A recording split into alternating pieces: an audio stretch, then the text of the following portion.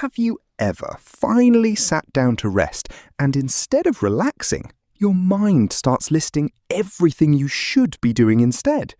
You earned this break, you worked for it, but somehow the moment your body stops, your brain starts whispering that you're falling behind.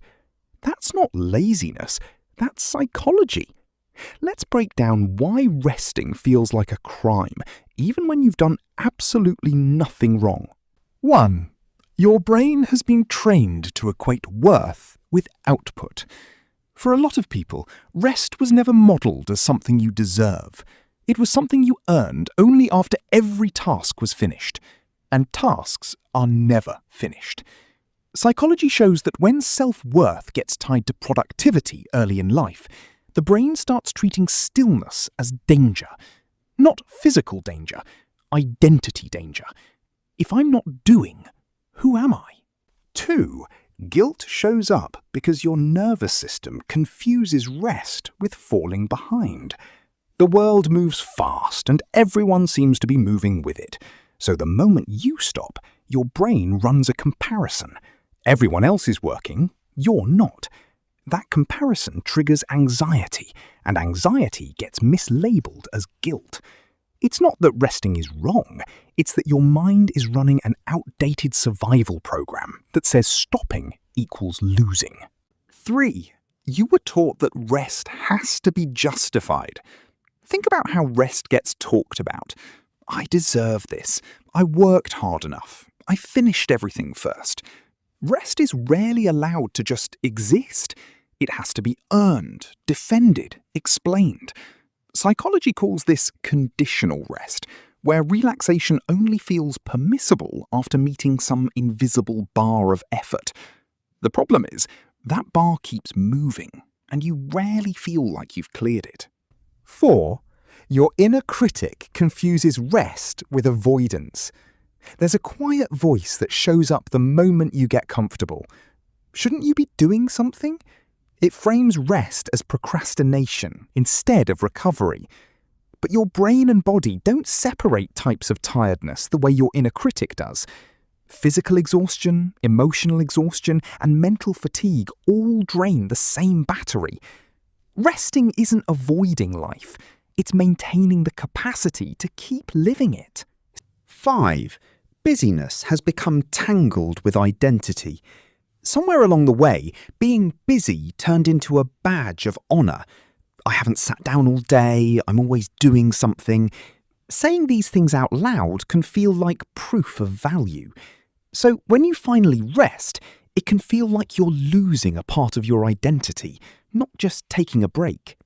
Psychology shows that this attachment to constant motion often masks a deeper fear that without productivity, you're simply not enough. 6. You associate stillness with losing control. For people who've experienced chaos, busyness can feel like control. If I'm always doing something, nothing bad can sneak up on me. Rest removes that constant motion, and in the silence, uncomfortable thoughts or feelings can surface. So instead of relief, stillness brings unease. It's not that rest itself is uncomfortable. It's that rest removes the noise you've been using to avoid what's underneath. 7. You've never actually been taught how to rest without guilt.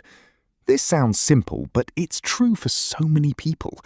Nobody sat down and explained that rest is not a reward, it's a requirement. Without that lesson, the brain defaults to treating every pause as something to apologize for. Learning to rest without guilt isn't about trying harder. It's about unlearning a belief that was installed long before you had a say in it. So, what does this all mean? Feeling guilty for resting isn't a character flaw, and it definitely isn't laziness. It's a learned pattern, often built from environments that valued output over well-being.